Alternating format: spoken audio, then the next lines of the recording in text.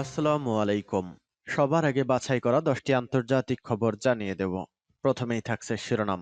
তবে তার আগে অনুরোধ থাকবে ভিডিওটিতে একটি লাইক দিবেন।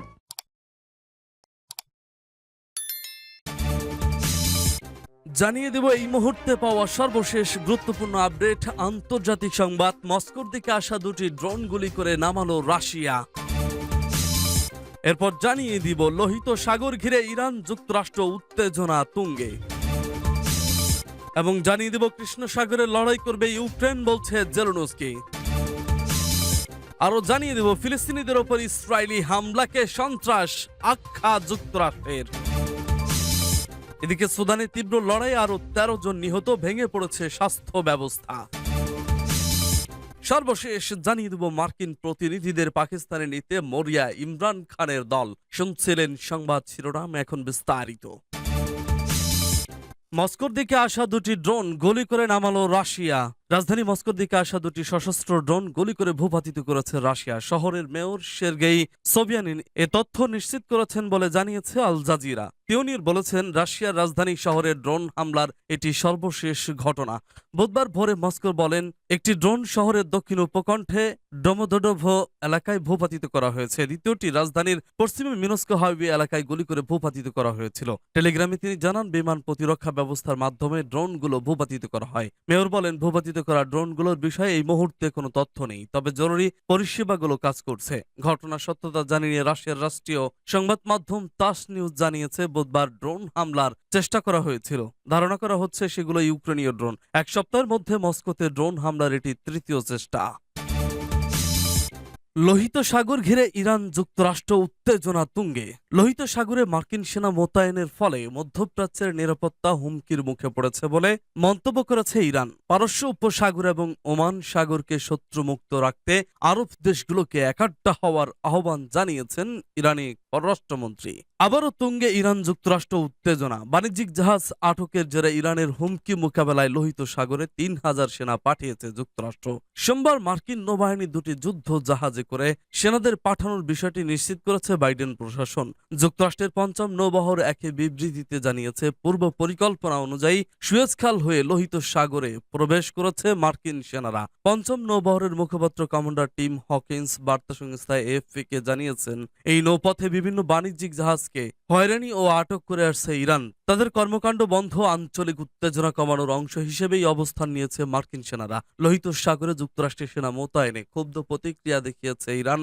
দেশটি ওয়াশিংটনের বিরুদ্ধে অস্থিতিশীলতা তৈরির অভিযোগ করেছে। লোহিত সাগরে মার্কিন সেনা মোতায়েনের ফলে মধ্যপ্রাচ্যের নিরাপত্তা হুমকির মুখে পড়েছে বলে মন্তব্য করেছেন ইরানের পররাষ্ট্রমন্ত্রী হোসেন আমির আব্দুল্লাহিয়ান। এক বিবৃতিতে তিনি অভিযোগ করে বলেন, যুক্তরাষ্ট্র কখনোই অঞ্চলটির নিরাপত্তা রক্ষা করতে চায়নি, বরং তারাই মধ্যপ্রাচ্যের শান্তি নষ্ট করছে। পারস্য উপসাগর এবং ওমান সাগরকে শত্রুমুক্ত রাখতে আরব দেশগুলোকে একাট্টা হতে হবে। অন্যদিকে ইরানের প্রেসিডেন্ট ইব্রাহিম রাইসি বলেছেন, তেহরান ওয়াশিংটনকে কখনোই বিশ্বাস করেনি, ভবিষ্যতেও করবে না। এদিকে লোহিত সাগরে যুক্তরাষ্ট্রের সেনা মোতায়েনের কারণে ইরানি জাহাজ আটকের আশঙ্কা দেখা দিয়েছে বলে জানিয়েছেন দেশটির বিপ্লবী গার্ড বাহিনী। এক বিবৃতিতে বাহিনীর মুখপাত্র ব্রিগেডিয়ার জেনারেল রামাজান শরীফ হুশিয়ারি উচ্চারণ করে বলেছেন, যুক্তরাষ্ট্রের ইরানের কোনো জাহাজ আটক করলে তার বিরুদ্ধে পাল্টা পদক্ষেপ নেওয়া হবে। পারস্য উপসাগরের নিরাপত্তা নিশ্চিত করার জন্য বাইরের শক্তির দরকার নেই। কৃষ্ণ সাগরের লড়াই করবে ইউক্রেন বলছে জেলেনস্কি। ইউক্রেনের প্রেসিডেন্ট ভলোদিমির জেলেনস্কি বলেছেন, কৃষ্ণ সাগরে যেন অবরোধ না থাকে এবং শস্য পণ্য আমদানি রপ্তানি করা যায়, সেজন্য লড়াই করবে কিয়েভ। মঙ্গলবার এক ভিডিও বার্তায় তিনি এই মন্তব্য করেছেন। কাতার ভিত্তিক সংবাদ মাধ্যম আল জাজিরা এ খবর জানিয়েছে, রাশিয়ার একটি গুরুত্বপূর্ণ বন্দর ও একটি ট্যাঙ্কারের ইউক্রেনীয় সেনাবাহিনীর হামলার কয়েকদিন পর কৃষ্ণ সাগরের লড়াই করার কথা বললেন জেলেনস্কি। ভলোদিমির জেলেনস্কি বলেছেন, রাশিয়া যদি নিজের ভূখণ্ডের বাইরে কৃষ্ণ সাগরে আধিপত্য বজায় রাখে, অবরোধ বা আমাদের লক্ষ্য করে গুলিবর্ষণ করে, আমাদের বন্দরে ক্ষেপণাস্ত্র নিক্ষেপ করে, তাহলে ইউক্রেনও একই কাজ করবে। এটি আমাদের সুযোগ ও করিডোরের প্রতিরক্ষা। তিনি আরো বলেছেন, আমাদের খুব বেশি জাহাজ নেই, কিন্তু তাদের স্পষ্টভাবে বুঝতে হবে যে যুদ্ধ শেষে তাদের কোনো জাহাজ অবশিষ্ট থাকবে না। ইউক্রেনীয় বন্দরে গুলিবর্ষণ বন্ধ এবং বাণিজ্য অব্যাহত রাখতে দেওয়ার আহ্বান জানিয়েছেন জেলেনস্কি।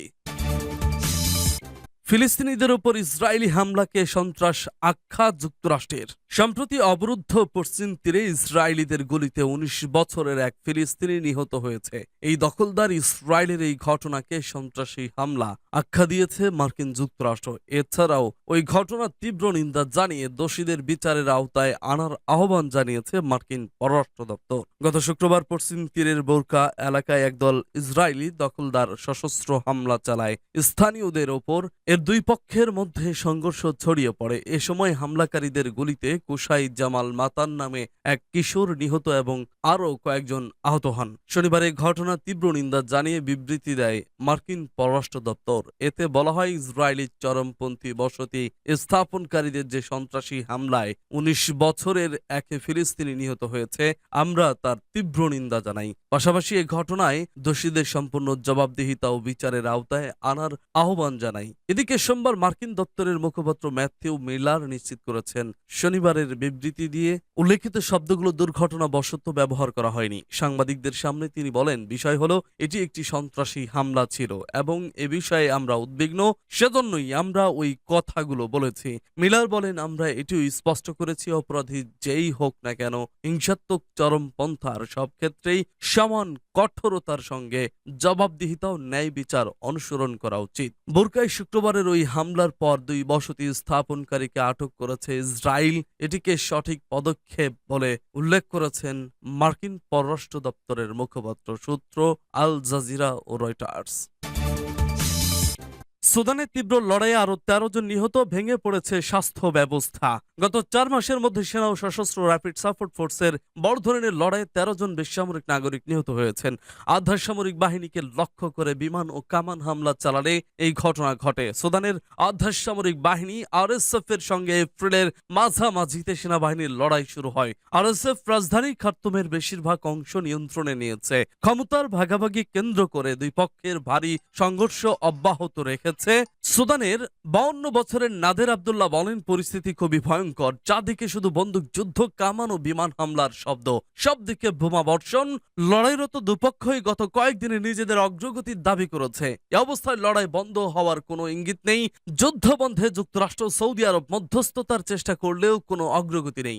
বিবদমান পক্ষগুলো সাময়িক যুদ্ধবিরতিতেও রাজি হলেও পাল্টাপাল্টি হামলায় ভেস্তে যায় চুক্তি।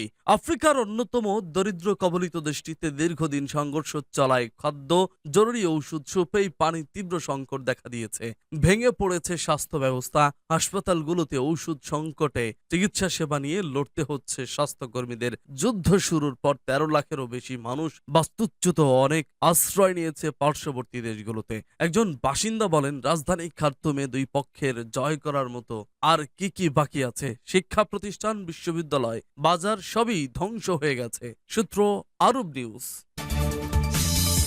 মার্কিন প্রতিনিধিদের পাকিস্তানে নিতে মরিয়া ইমরান খানের দল। পাকিস্তানের সাবেক প্রধানমন্ত্রী ইমরান খানকে গ্রেপ্তারের বিষয়ে ওয়াশিংটনের সাম্প্রতিক মনোভাবে অসন্তোষ